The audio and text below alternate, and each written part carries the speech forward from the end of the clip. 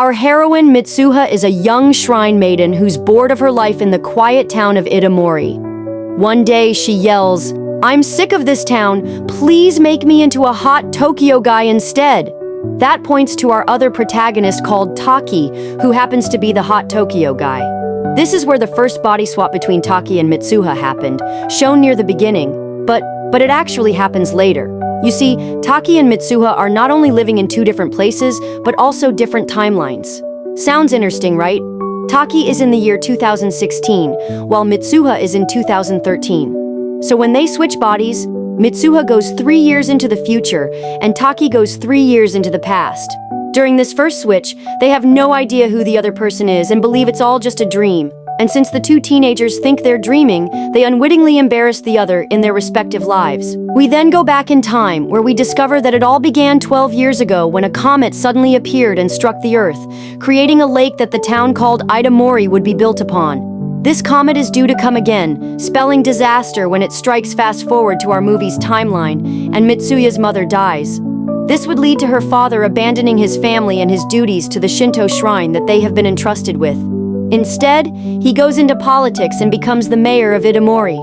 Abandoned by their father and left without a mother, Mitsuya and her sister would then be raised by their grandma and taught the traditions of the shrine, including how to make kuchi kamazaki, which is made by chewing rice and spitting it out to let it ferment. When Mitsuya grows up, she and her sister perform the ceremony to create her kuchi kamazaki, which will play a vital part in connecting Taki and Mitsuya. Later on, we learn that the shrine maidens follow certain rituals to worship their gods. It's because of this, there's a Freaky Friday-type power that's been passed down through the shrine maidens who follow these rituals. The main reason for this gift is so the townspeople can be warned about the impending comments and prevent future tragedies.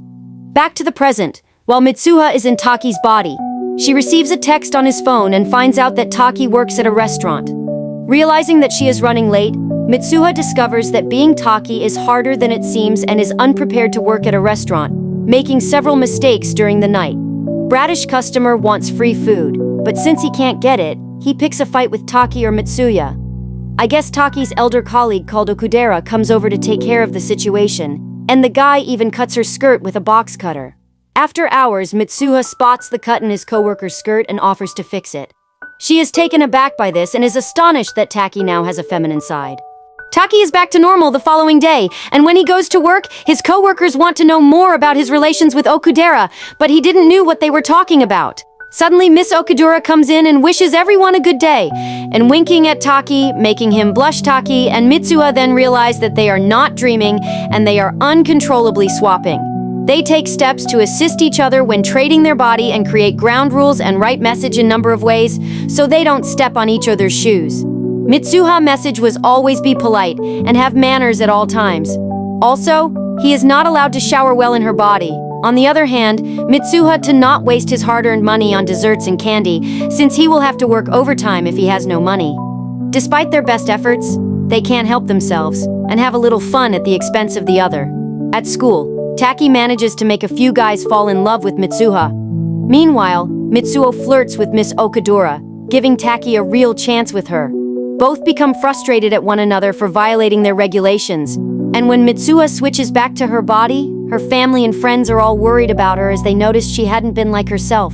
Mitsuha's friends fill her in about how strange she was acting, and how she forgot all about her locker and even how to do her hair, so it confirms it for her that all she experienced was not a dream after all. This causes Mitsuha to track down Taki and meet him. However, what she doesn't know yet is that they're in different timelines, so when they switch bodies, it was 3 years into the future. So in Mitsuha's present, Taki has no idea who she is.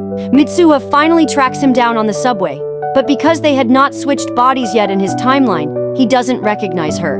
Her last effort to make a connection to Taki is to give him her ribbon she uses to tie up her hair. When she does, she tells him her name, which helps establish their bond to one another. Mitsuha returns home just in time for the festival her hometown throws every year. During the festival, the comet from before appears, and as the comet splits apart, all of Itamori is destroyed, and Mitsuha dies too. 3 years pass, and Taki finds himself in Mitsuha's body. This is an alternate timeline before Mitsuha dies, but also before Taki and her ever meet. These switches happen for several weeks and happen about twice a week at random. The common trigger for the body switching is sleep.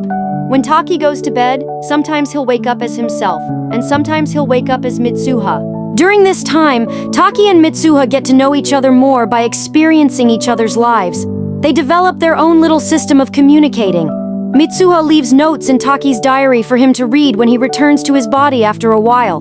Taki wants nothing more than to meet this girl he's been body swapping with.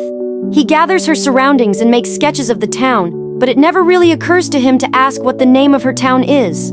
The switches soon stop, as Mitsuha had died in her timeline, and Taki wants to find out more about the girl he's been switching with. He takes his friends, and they journey into the countryside. Taki soon discovers the fate of Itamori, the town that was destroyed 3 years ago when the comet fell.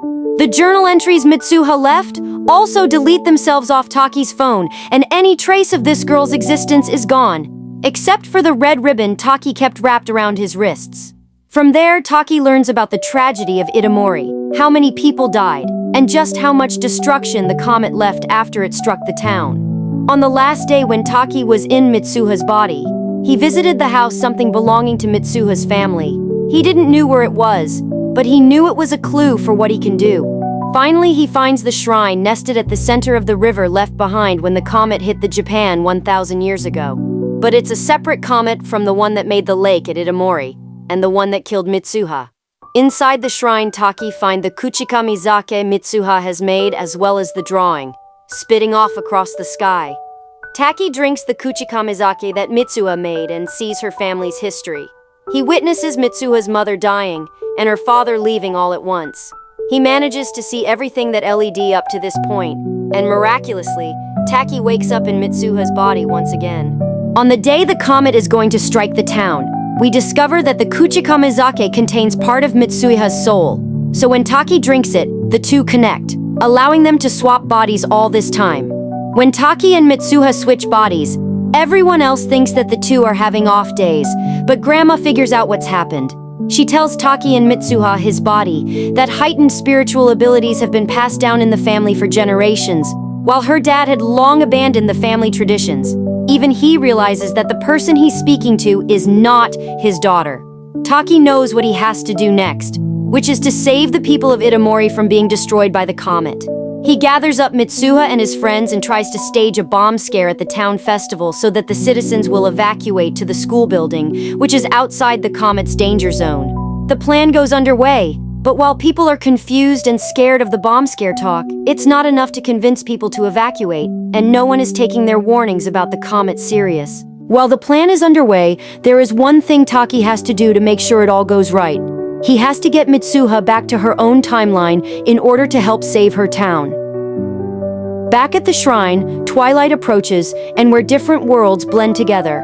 Taki and Mitsuha meet. They're still in each other's bodies, but the two finally meet and recognize one another for the first time. Emotions run high, and Taki returns Mitsuha's red ribbon, the ribbon that she gave him when they first met.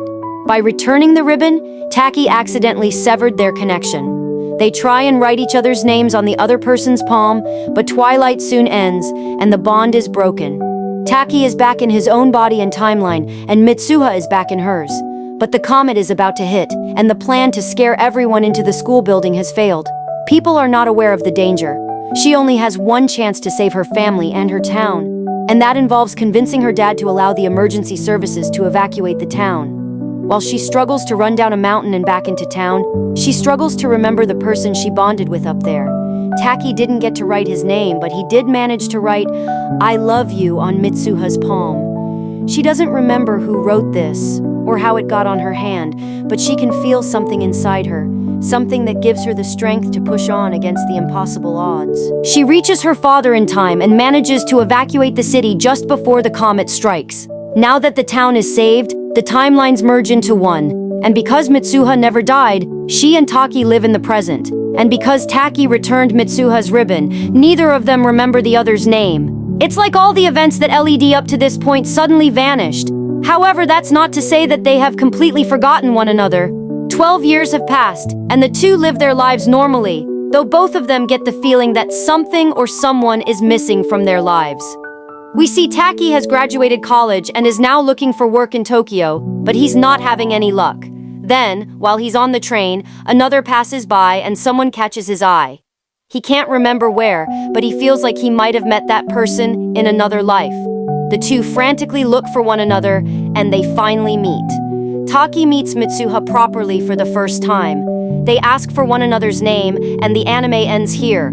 Don't forget to like and subscribe if you enjoyed, and turn on the notification bell so you never miss out on another video until next time. Take care.